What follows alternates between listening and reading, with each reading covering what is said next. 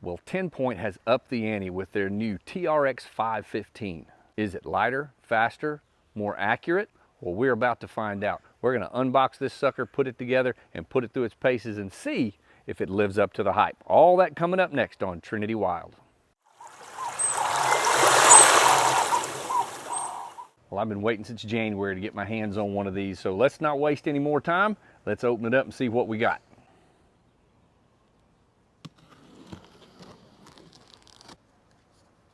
All unboxed, let's walk through it.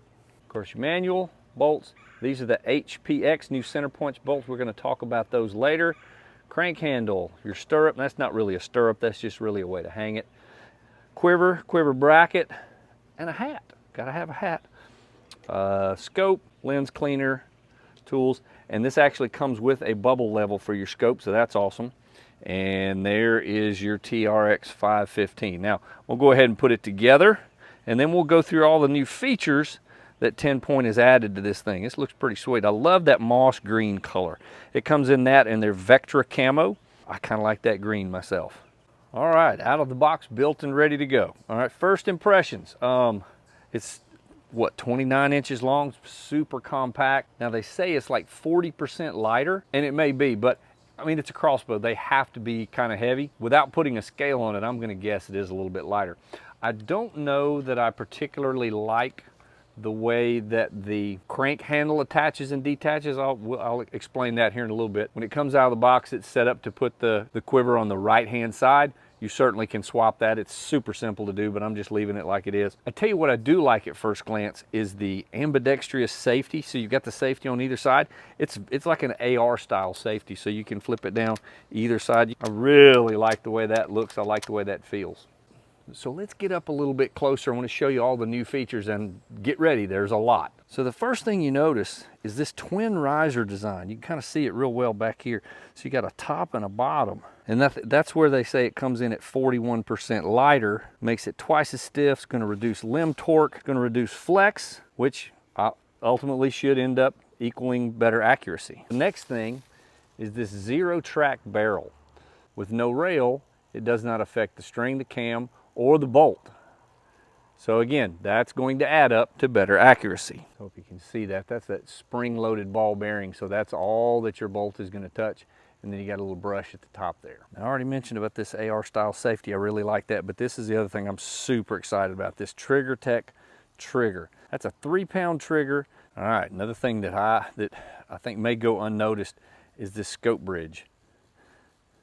Now, believe it or not, last year's model with this scope bridge, I've had to replace, I bet, 4 of the rails that just cracked. I've never seen a rail do that, but I bet I replaced 4 of them last year. So this, not only is it stronger, I think they said 25% stronger, but if you notice, look how long it is. That's going to give you a ton of options as far as where you can put your scope, the eye relief that you can get moving it backwards and forwards. They've also upgraded the AccuSlide. Now it's the AccuSlide Max. We'll go through the operation of that here in just a second. You see it looks a little different. So I'm sure the gears are probably a little beefier and a little more solid, and it's going to work on a thumb button back here. Once again, that looks kind of familiar. The new HPX arrows, these are spine aligned. I don't know if anybody else spine aligns their crossbow bolts, but that will make a difference, especially at long distance and especially at this kind of power. Now that we've gone through all the new and improved, let's go through the operation. Let's go through now how it operates. Now, I said before I didn't really like the way that the crank handle attached. After I messed with it a little bit, I have to change my mind. I do kind of like that. So you can see the bracket right there, and it's kind of spring loaded. So you just put that down, push down, and it's locked in. I kind of like that. So you pull down, see that little bracket sort of spring loaded there. I do kind of like that. At first I didn't, I do now. First thing I'm gonna do, remove crank handle, push down the button. So as you look, there's your button. When I push that button down, that's going to raise that latch. That latch is what holds the trigger box in place. So when I push the button down, raises the latch, trigger box is going to drop down to the string. The trigger box down. It basically dropped all by itself. I didn't have to do a lot of pushing.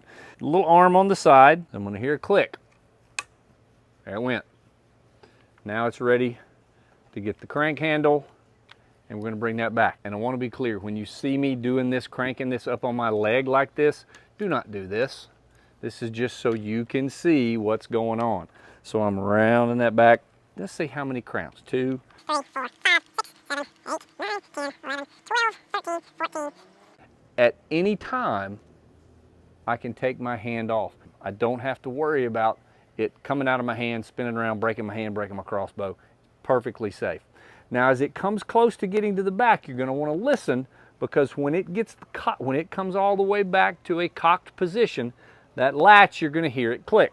So we're at 15 turns, and we're almost there. There it went. Stop. Now, here's where people have some trouble. Tenpoint's made this super simple this time. We're going to go back wind one time. Take it off. Just like before, you've got a little button here in the back. So you're going to push that down. What that does is bite into one of the gears that's inside, holds it still while you loosen the brake. I'm going to turn it backwards. It'll go maybe half a turn. That's it. Yeah, I can feel it. So it might have gone back half a turn. And when it does, you'll notice it extending out from the crossbow.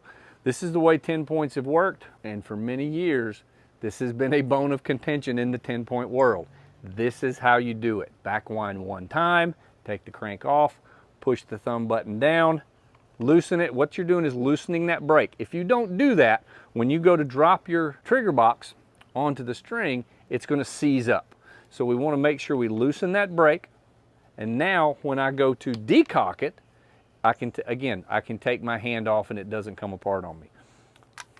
So there we are in the cocked position. All right, let's go through the decock process.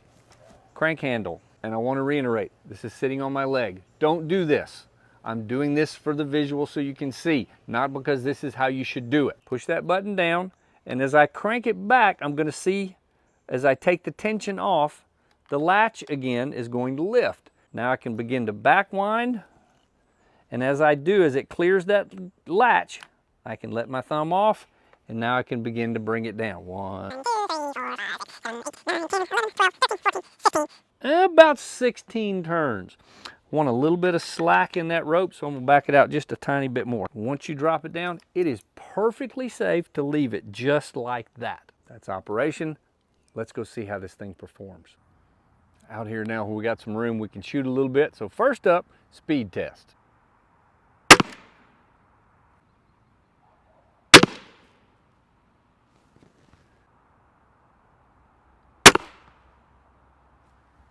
So we got an average of 493 on that. Not quite as fast as advertised. So if any of you have a 515 or know someone who has a 515, I'd be interested to know what kind of speed you're getting. Put that down in the comments for me if you don't mind, so we can all kind of learn about this crossbow together and see what everybody else is shooting. Now that we got our speed, let's double check and make sure we're sighted in correctly, and then from there we'll do some distance testing. So seeing that our speed was 490, we're going to change our speed. So what you're going to do there is you're going to pull that ring down, rotate, and put it where you think 493 would be. So right about there. Slide it back in. That way it's locked and you don't accidentally move that. You have your diopter on the back. With my eyes, I have to crank that thing way on out. All right, let's see where we are.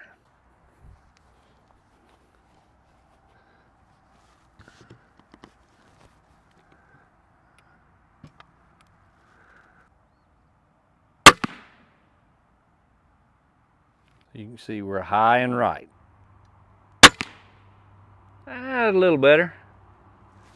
So who's the big dummy that cocked his crossbow and forgot to back wind and put your finger on the button? This dummy right here. But this is a happy accident, so now I can show you. No need to panic, but I'll show you what's going to happen if you do that. If you forget, when you push the button down and the latch comes up, this is not going to drop. It's because this brake is on. Let me show you how to fix it. Just take your crank handle, put it inside, back wind now. It's going to be stuck. It's going to be hard. Back wind again, one turn, put your thumb there, now undo it. Now you're right back where you started. So if you forget, and you may do that, if you cock it, shoot it, and the next time it won't drop, That's what happened. You forgot to backwind and put your thumb on the button. If you're getting good value out of our content today, go ahead and hit that like button for us real quick. That's really going to help our channel grow. Also, if you got a friend that's interested in one of these crossbows, share that with them. Maybe it'll give them some good information as well. Thanks. And just so you'll see, this is how you're supposed to cock it. Put it on the ground, wrap your feet around the bottom, and bring it in. 15 turns, you'll hear a click. Done. Backwind. Take it out. Push the button down, loosen the brake, good to go.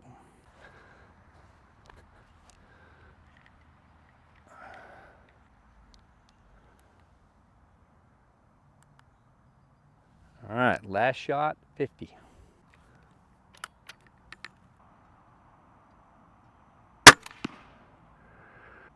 Little low, little right. I can live with that for now.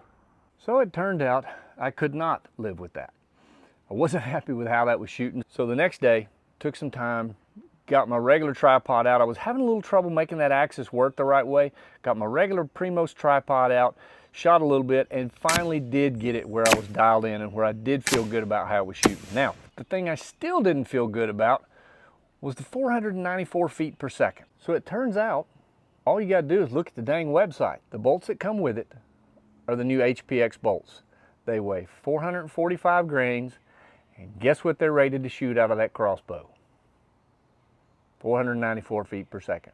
Now, if you shoot the Pro Elite 400 bolt, it weighs 400 grains, and it shoots 515 feet per second.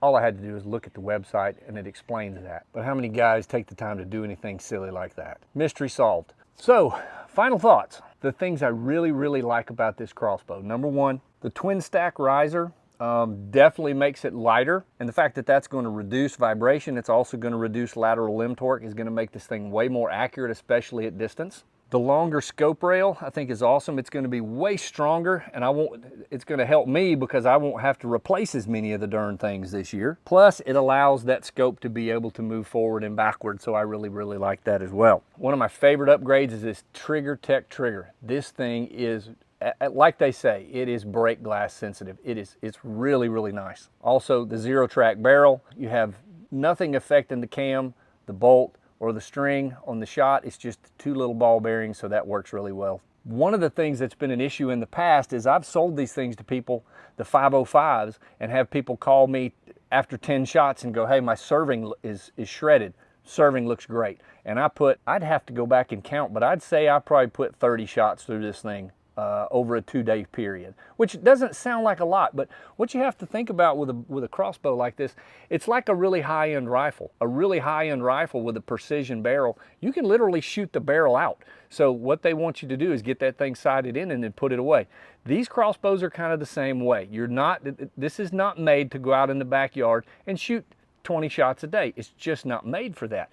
Get it sighted in and then set it aside. I do like the feel and the balance overall. The way the crank operates, straightforward, I really like that. Now, the one knock I do have, and I know I found the answer out, but they need to be more clear, because when I pulled this crossbow out of the box and it says it shoots 515 feet per second, and this scope is set for 515 feet per second, and I slap those bolts on there, I'm expecting it to shoot 515 feet per second. It did not. When this is set for 515 feet per second and the bolt that shoots 515 feet per second actually weighs 445 grains, yeah, my first shot out of this was nowhere near the target. That needs to be made more clear. The new bolts are great. They're spine aligned, which you don't see a lot of times in a crossbow bolt. They're really good bolts. However, that needs to be more clear. If you have friends that are going to buy one of these, share especially this part of the video so they know if this crossbow comes out at 515 and you put that bolt in there and it weighs 445 grains, this thing is not going to shoot that bolt at 515 feet per second. And you're going to do exactly what I do. You're going to lose the first one and have to do some extra calculations. So that's it for the Tenpoint 515 TRX. If you got some good information, subscribe to our channel. You'll be entered into our drawing for a free Orca cooler that we're going to give away when we hit 1,000 subscribers. Thanks for joining us today. So God bless y'all. Get outside and stay wild. We'll see you next time.